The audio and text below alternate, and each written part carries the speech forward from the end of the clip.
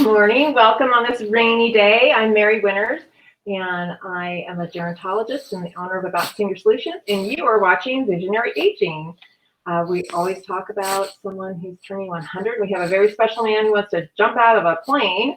We're going to talk about him today, and we have Steve McCullough. We'll have his caregiver question, and we have the infamous Dr. Adria Navarro, who I've known for years and who is doing some amazing things over at the Senior Resource Center for Aging, or the Center for Resources for Aging.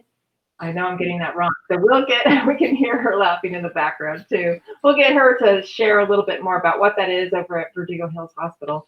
And let me go on and we'll talk about our birthday boy today.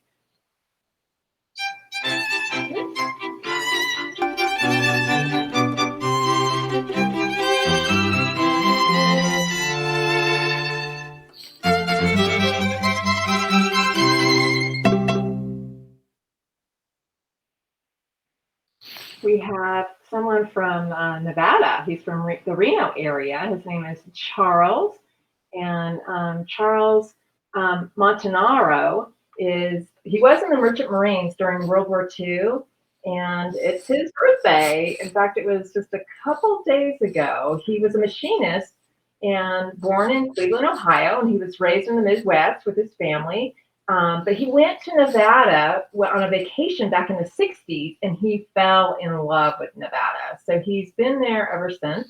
And he has these great friends over at Chicago Mike's Pizza in Garnerville. That's where he lives. And they just say he's an absolute superstar. He's their local hero, and he's the most outgoing, generous, happy person, they say all the time. He began as a civilian worker at the Naval Gun Factory in Washington, D.C. before Pearl Harbor. And then he was transferred to San Diego. We love San Diego. And he served on 4 supply ships during World War II. And he says that he misses those days. But it was hard times. But he said by the grace of God that he was able to get through that, and he had such great friends.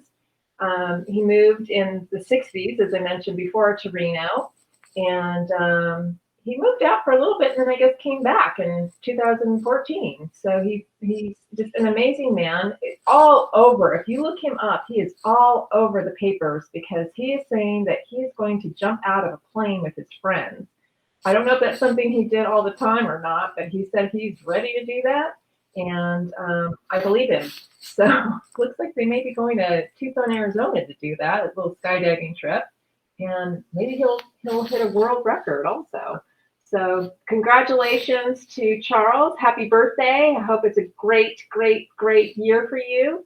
And we'll look forward to hearing more about your adventures as a skydiver. So let me move on to talk with Steve today. We want to see what his caregiver question is. So let me see if I can find his little piece here. And you guys can start with your question.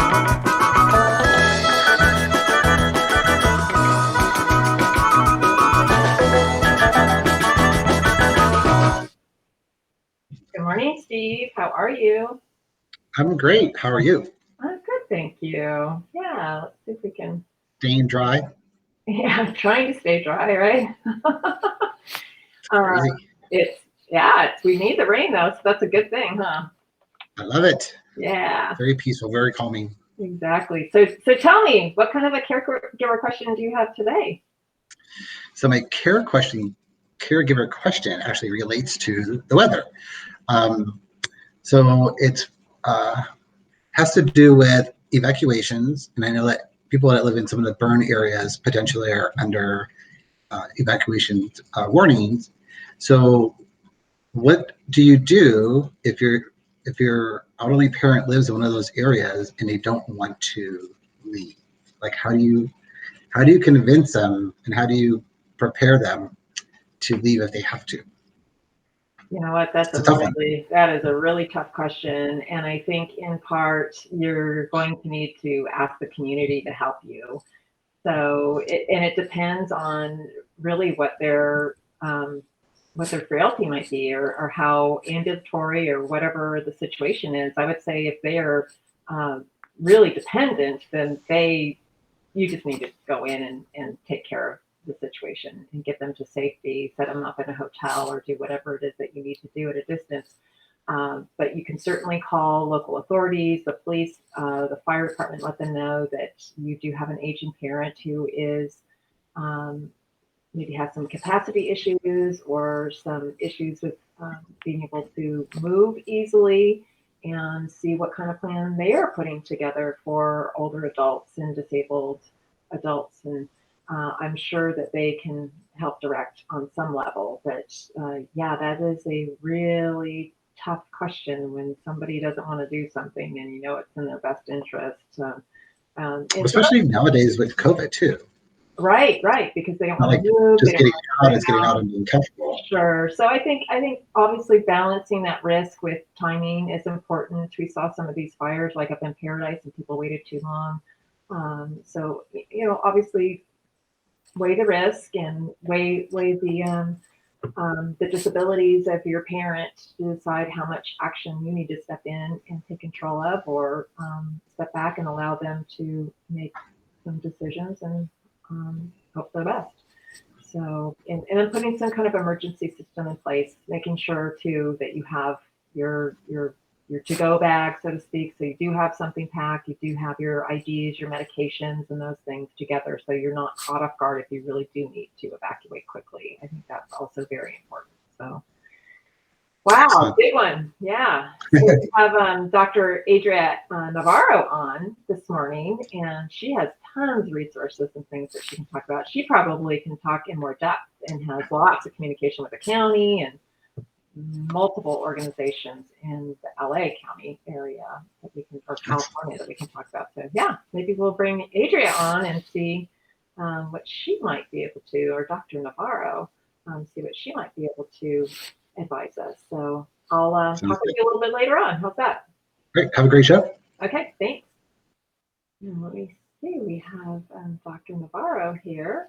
She is a phenomenal lady. I just think the world of her.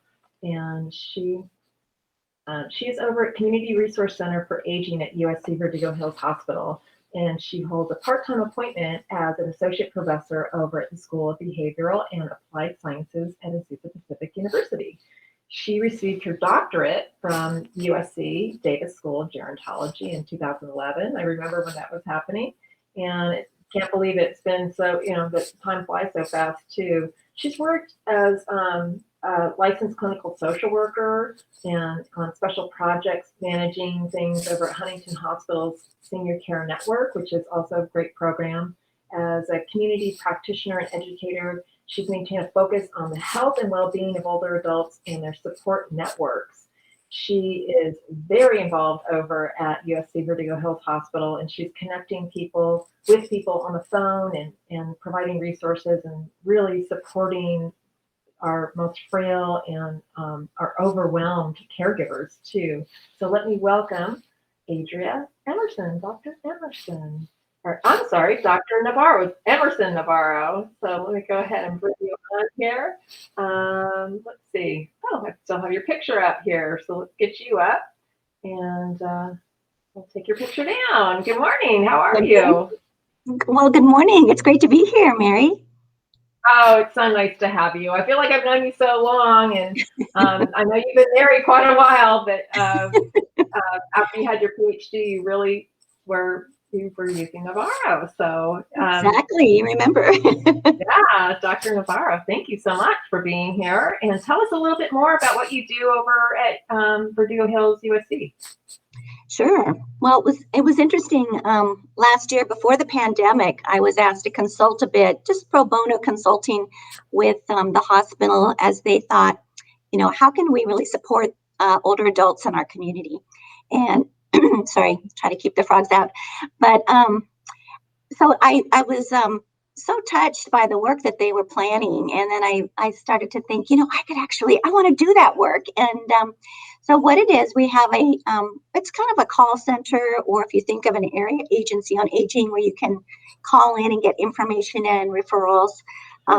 I try to provide one of those that's special, in the sense that, I worked at Huntington Hospital for years. And so I know this area and still learning lots more about it. But the idea is to have a kind of a neutral place where people can call and explore resources for older adults.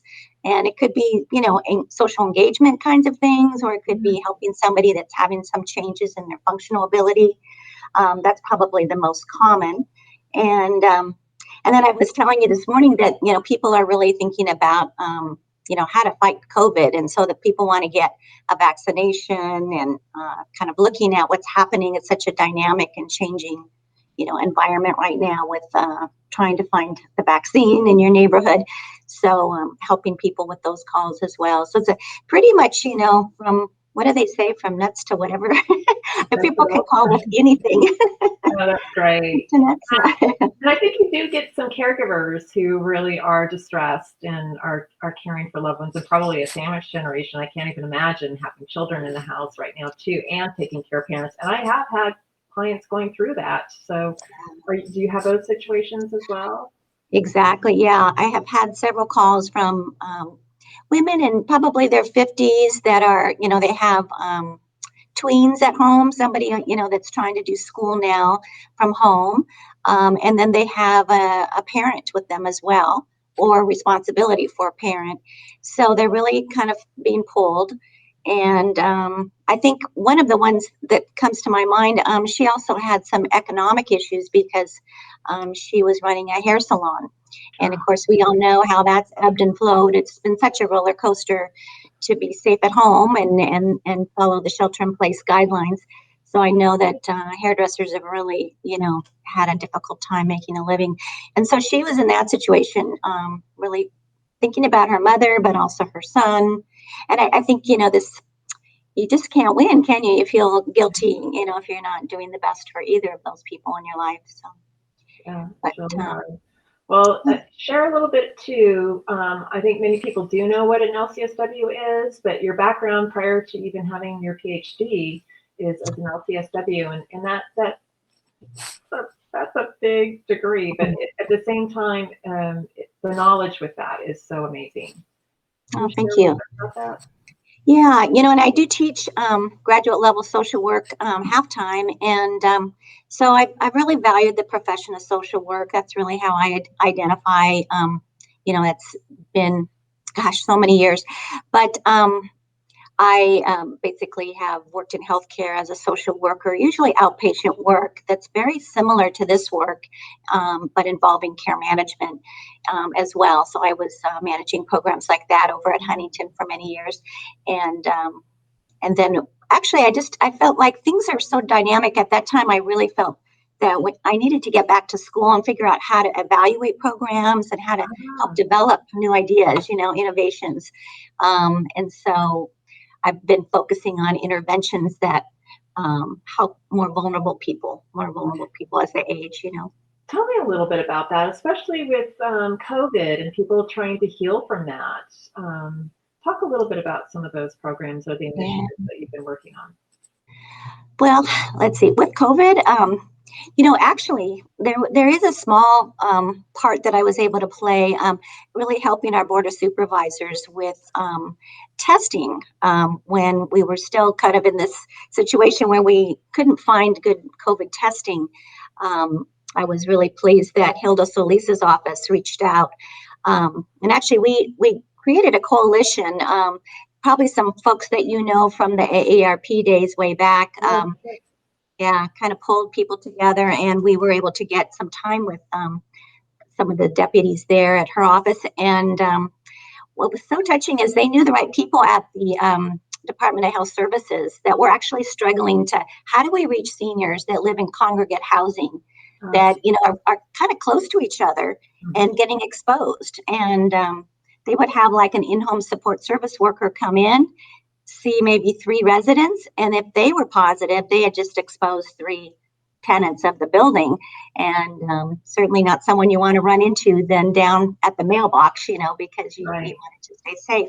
So there's a lot of these kind of HUD buildings older adults live in close proximity to one another, and they weren't able to get, for example, access to transportation to go get tested because Access said, well, we can't sit at Dodger Stadium for 2 hours with you, and take you through. So in those early days, especially, we had to work basically on a program to pilot a program that could bring testing to the home setting. And so those were done by the mail. We would bring the testing in. I don't say we, the county arranged this, but the property manager of a building, we were able to pilot it with, really helped us work out some of the details. And it was really, really touching that they could begin to kind of go to different congregate housing after that, and work out a plan where they could leave tests, and then people could mail those back in and find out if they were positive. So that was interesting, and trying to figure out, how to do the best. Yeah, no, it's fascinating. It was a whole new world. I mean, we're learning more, we're experiencing, we have some outcomes now, so we have a little more to go on, but to walk into this as fresh as we were, so interesting and very important, what you're doing. I'm also wondering, I don't know if this is an area that you also touch on, but I think about somebody who may be ill, and how are they getting groceries, or how are they getting some of their essentials to them if they weren't having them delivered prior? Is that something that you have researched or touched on as well? Or Yeah, I'm glad you brought that up. I have been able to set up a web page for USC Verdugo Hills that's about our program. And at the bottom of the web page, we have about 12 different resource pages. And one focuses completely on getting home delivered groceries and medications. wow. And it was really fun over the summer. Last summer, I had grad students help me start to form some of the resource pages.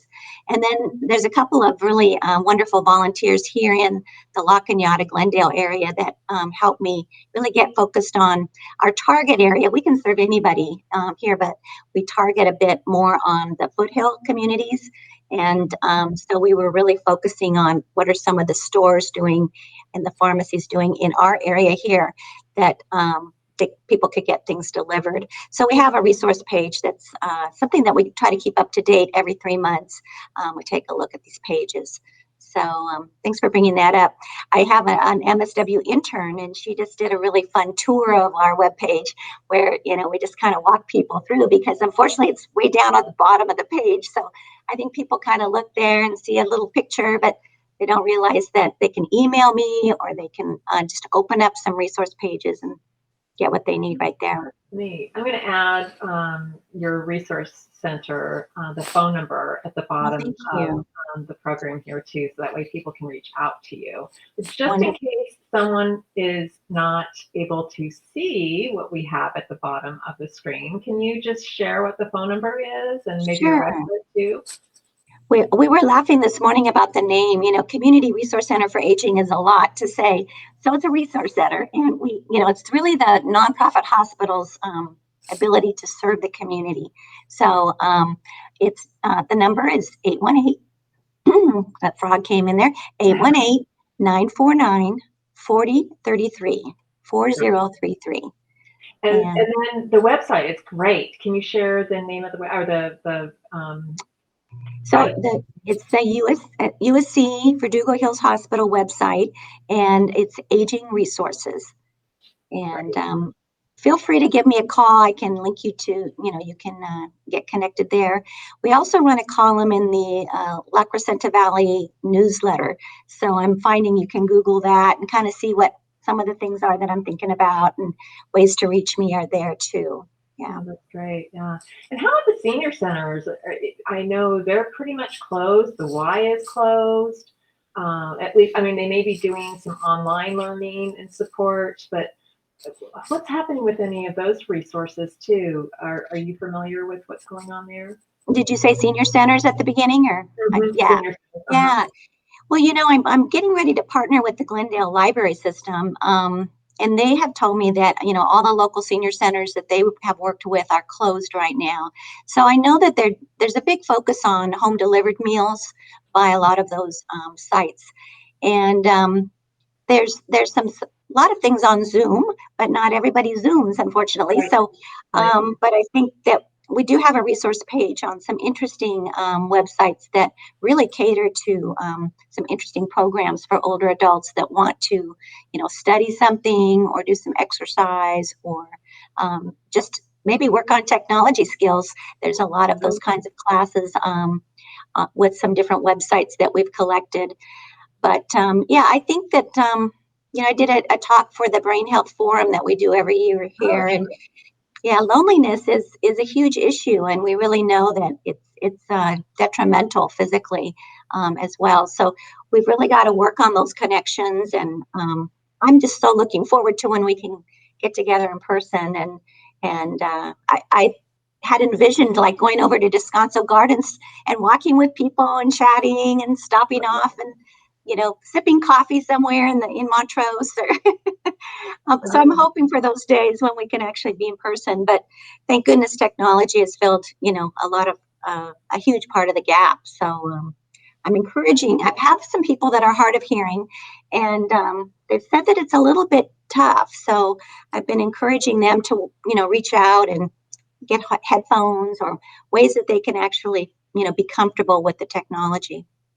that's great that people are trying. And I know some of my clients, their families are helping them set up with some kind of a system, or caregiver will bring a tablet so that the caregiver can assist somebody, but we still have to have some kind of a setup so we can have Yeah. the internet too, or we can connect. So yeah, it's so we've just really had to really think things differently, think out differently. What Right. are the other things that you think are kind of unique? Some of the solutions that you've kind of come across with some of what's happening right now. Um, You know what? I know I don't have a lot of time. One of the things that I just feel really passionate about is the idea of deciding if someone has decisional capacity. And I can't say that there's any, magic bullet for that. I was thinking about what you and Steve were talking about, when sure. somebody is trying to make a decision about evacuation or about having a caregiver in their home during the pandemic and all these difficult decisions these days. And I've been really trying to help social workers and healthcare professionals learn more about decisional capacity, done some training in a number of different conferences and things. But, just really breaking that down and for a moment when we're doing our assessments in our work, it's important to think how is the person processing this?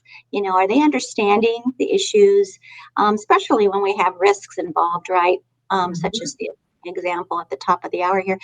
I think that really having folks trained in how to assess decisional capacities, I think that's a big issue, and I'm hoping that I've been able to do that. Actually, somebody in our local area wanted to move home from assisted living, and her sister was in another state, and so we talked by email and telephone, but it became, could you just meet her and could you help me with this? And so I was able to do some cognitive screening and also do the decisional capacity assessment, which was something I trained adult protective service workers on across Mm, California with a group of people at USC. And so just kind of going through that interview, I was much more able to help the family figure out, should we be helping her with this move or should we be really realizing how unsafe it is and helping her to realize to stay where she was at assisted sure. living. And What so a great that point. was, yeah, I just think we're going to be hitting, coming up against that quite a bit Yeah. as we have more of an older population. So um, it's complex, and I think neuropsychological assessments are fantastic if we can get access to that professional capacity assessment. But I think we're going to have to be more facile, and I think a lot of us as social workers and others will need to be able to weigh in on those decisions to a stronger degree than we have maybe in the past. Yeah, I agree. Is that something that you have as a training coming up soon, or Well, it something? was interesting. I was just thinking about that. I did a couple trainings recently, the National Association of Social Workers and the Aging Life Care Partners Conference for the Western region. I was able to do it there as well. So I think Azusa Pacific University does offer continuing education, and I have done it a few years back for them. So I think I will probably look at scheduling something. And if anyone's interested, I'm happy to talk with people and do some, just some one-on-one training and discussion about particular cases, consulting about cases. Oh, that's fantastic. Yeah. Yeah, that's wonderful. I might even take you up on that. That's great. I, Because I think I would love to have sharpening our knowledge is great. I would love to have like a time we each get together once a month or something. If we have some difficult, complex issues, I just feel like more minds are better than one. True. It's very true. Yeah, and we forget that we can still talk. I think sometimes we put a false barrier up when we can't get together, and we forget that we can still organize some of these types of events and Zoom. And of course, honoring our clients' confidentiality. I just want to throw that out. Obviously, we would be very careful about that, but I do think just these are new skills that not everybody. I have former students that say, we didn't get this in school, and so I've been actually in the summer, I do something where the Pasadena Village, they have some volunteers that act out some vignettes for the students, and they're able to go through the decisional capacity protocol. And so it's really been fun to kind of get some hands-on training. Yeah, definitely. And things evolve and change, and that's why we, want to stay informed and educated and broaden our knowledge too as professionals. So thank you for doing that. That's Sure. really amazing. So thank you so much for being on. And one more time, if you want to say the phone number of this, Sure. Great. Yeah. Feel comfortable to, USC Verdugo Hills Hospital is now part of the Keck Medicine group, and this has been about 7 years now. And I work at the Community Resource Center for Aging, which is a free program of the hospital, 818-949-4033. Hope to hear from you. Thank you so much, Dr. Navarro. Have a great weekend. You too, Mary. Thank you for this opportunity. Oh, absolutely. Thank you. Take care. Amazing resource. Somebody I hope that you'll reach out to if you need any kind of resource out in that La Cañada, Crescenta Valley area and beyond, because she is absolutely amazing and so knowledgeable. Let me bring Steve back really quickly and we'll wrap up our show and you can head off for your wonderful weekend, hopefully. So isn't it great to know that we have resources like this and fantastic advocates for us? I mean, she wants to elevate me as a professional on top of supporting our kids. Right. It's so amazing. So I'm interested in these classes she was talking about. Yeah. Well, I think going on to her page will be really important too. So that'll be really valuable. But yeah, I think it's helpful. That's why we have the program. So we get these resources out here and get people to take advantage of things that are important and help to really support individuals and make your life better. It's about making life better. So definitely, education's the best. Exactly. So let me go ahead and we'll wrap it up. I'll do our little extra, and you have a great weekend, my friends. All right, you do the same. See you next week. Thanks. All right, here we go.